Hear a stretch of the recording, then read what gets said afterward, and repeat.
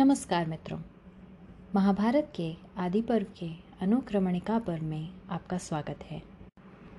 ग्रंथ का उपक्रम, ग्रंथ में कहे हुए अधिकांश विषयों की संक्षिप्त सूची तथा इसके पाठ की महिमा।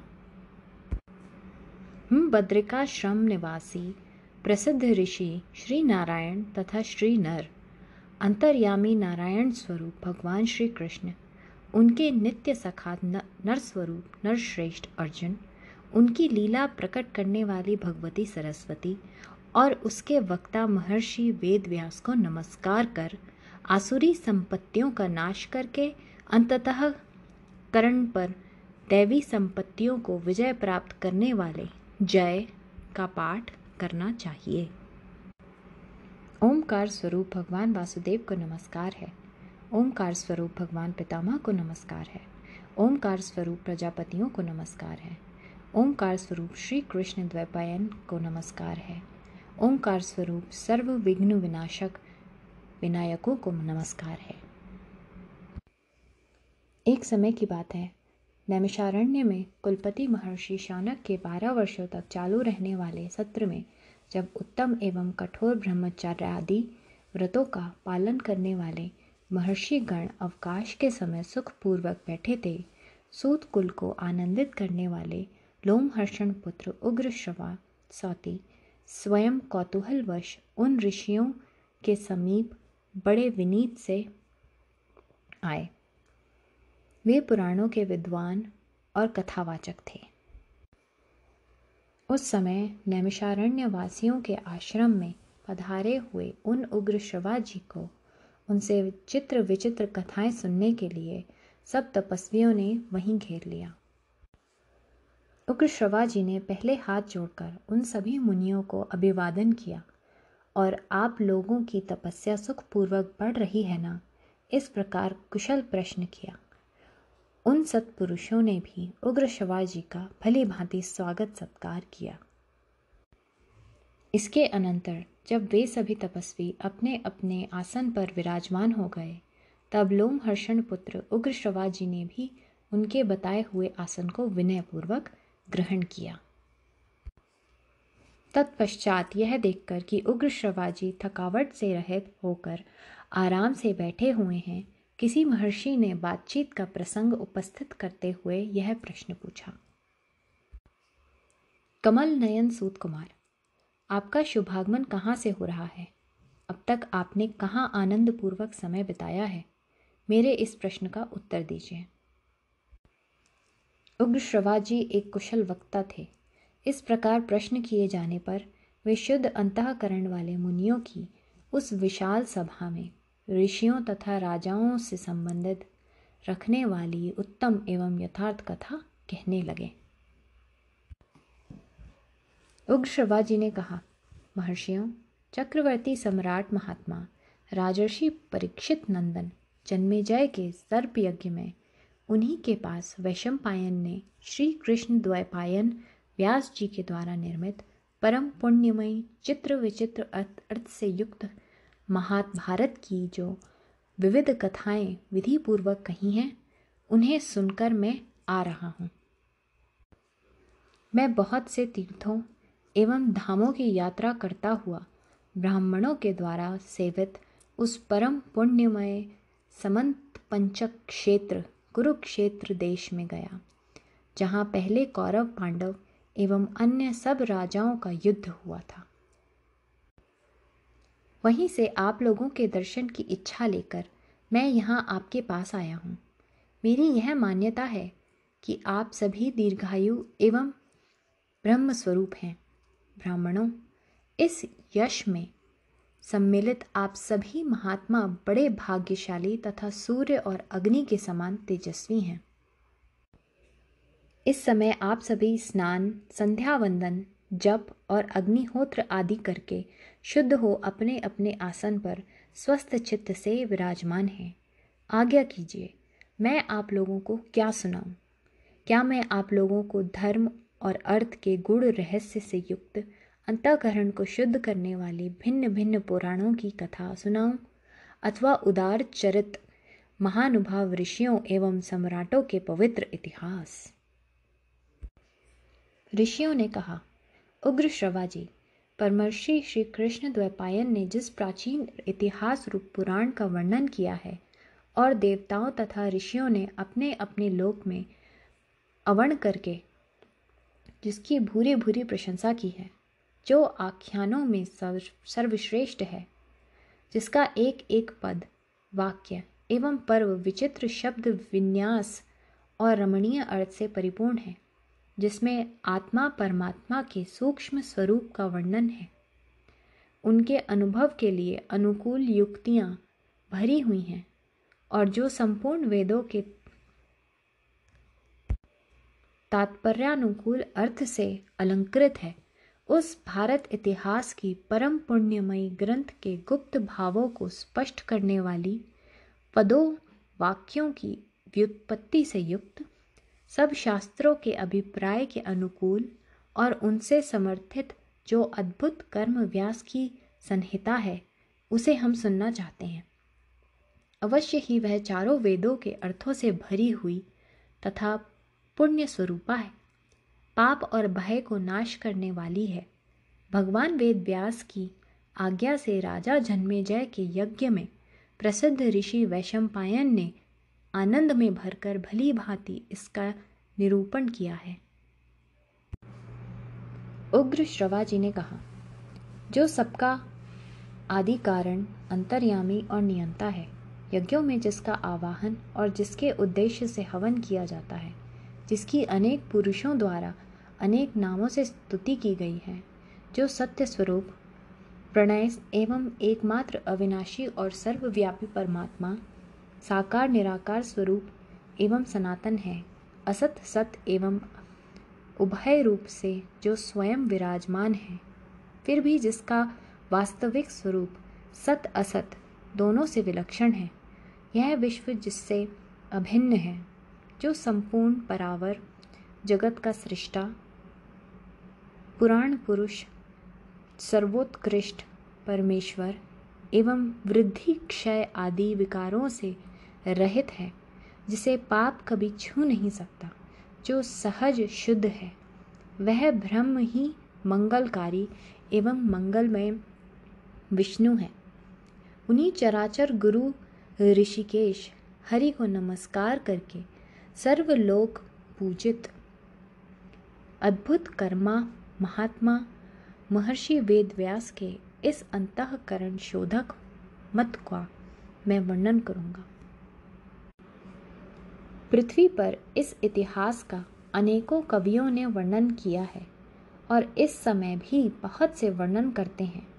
इसी प्रकार अन्य कवि आगे भी इसका वर्णन करते रहेंगे। इस महाभारत के तीनों लोकों में एक महान ज्ञान के रूप में प्रतिष्ठा है। ब्राह्मण आदि द्विजाति संक्षेप और विस्तार दोनों ही स्वरूप में अध्ययन और अध्यापन की परंपरा के द्वारा इसे अपने हृदय में धारण करते हैं। यह शुभ, ललित एवं मंगलमय शब्द विन्यास से अलंकृत है तथा वैदिक, लौकिक या संस्कृत प्राकृत संकेतों से सुशोभित है। अनुष्टुप, इंद्रव्रजा आदि नाना प्रकार के छंद भी इसमें प्रयुक्त हुए हैं। अतः यह ग्रंथ विद्वानों को बहुत ही प्रिय है। हिमालय की पवित्र तलहटी में पर्वतीय गुफा के भीतर धर्मात्मा व्यास जी स्नान आदि से शरीर शुद्धि करके पवित्र हो कुश का आसन बिछाकर बैठे थे। उस समय नियम पालन पूर्वक शांत चित्त हो वे तपस्या में संलग्न थे।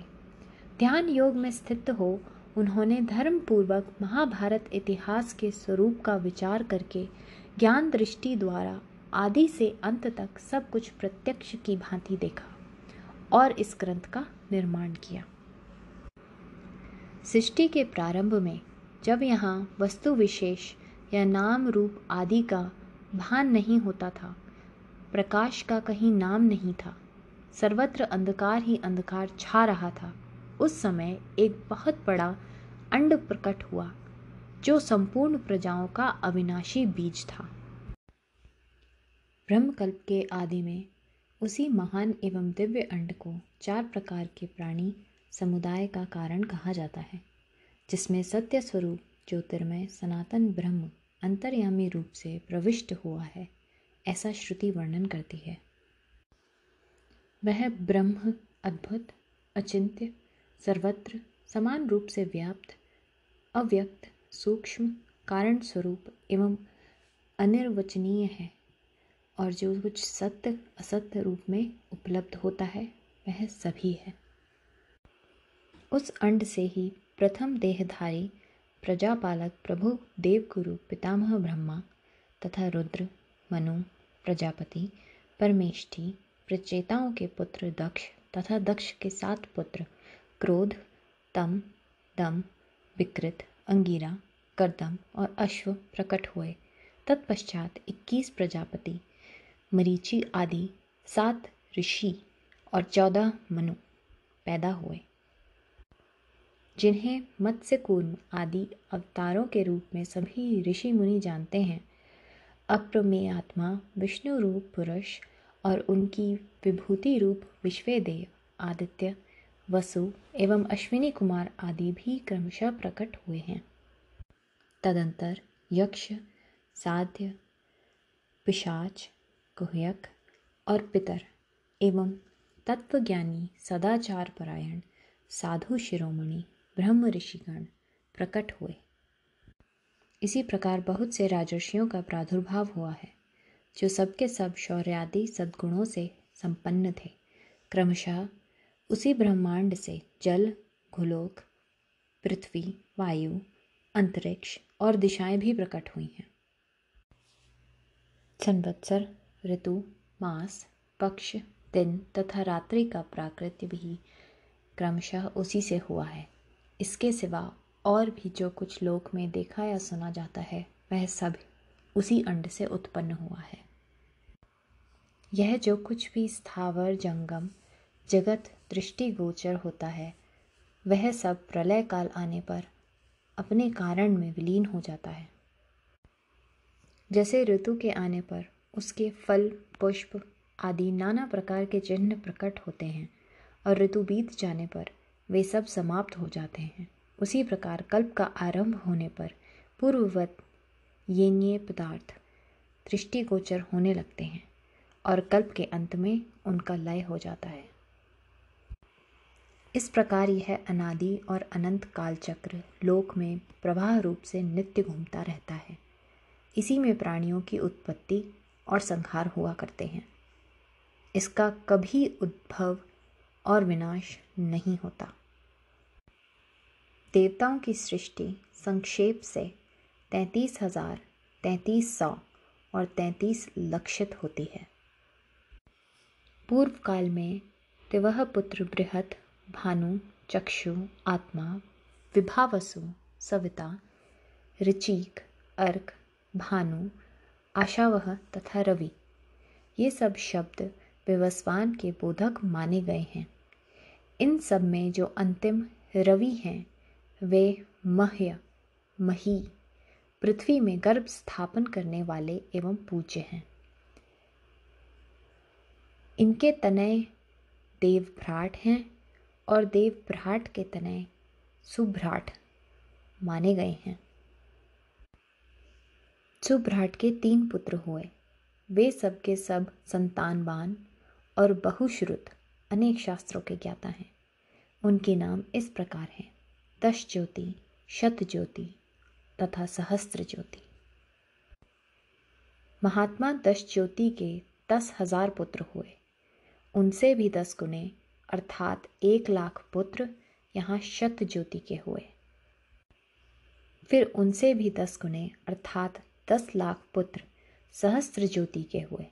उन्हीं से कुरुवंश, यदुवंश, भरतवंश, ययाति और इक्ष्वाकु के वंश तथा अन्य राजर्षियों के सब वंश चले। प्राणियों की सृष्टि परंपरा और बहुत से वंश भी इन्हीं से प्रकट हो विस्तार को प्राप्त हुए हैं।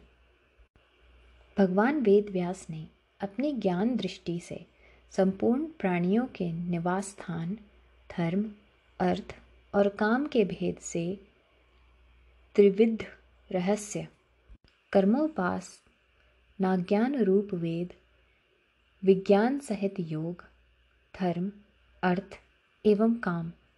इन धर्म, काम और अर्थ रूप 3 पुरुषार्थों के प्रतिपादन करने वाले विविध शास्त्र, लोक व्यवहार की सिद्धि के लिए आयुर्वेद, धनुर्वेद, स्थापत्य वेद, गंधर्व वेद आदि लौकिक शास्त्र सब उन्हीं 10 ज्योति आदि से हुए हैं। इस तत्व को और उनके स्वरूप को भली भांति अनुभव किया। उन्होंने ही महाभारत ग्रंथ में व्याख्या के साथ उस सब इतिहास का तथा विविध प्रकार की श्रुतियों के रहस्य आदि का पूर्ण रूप से निरूपण किया है और इस पूर्णता को ही इस ग्रंथ का लक्षण बताया गया है।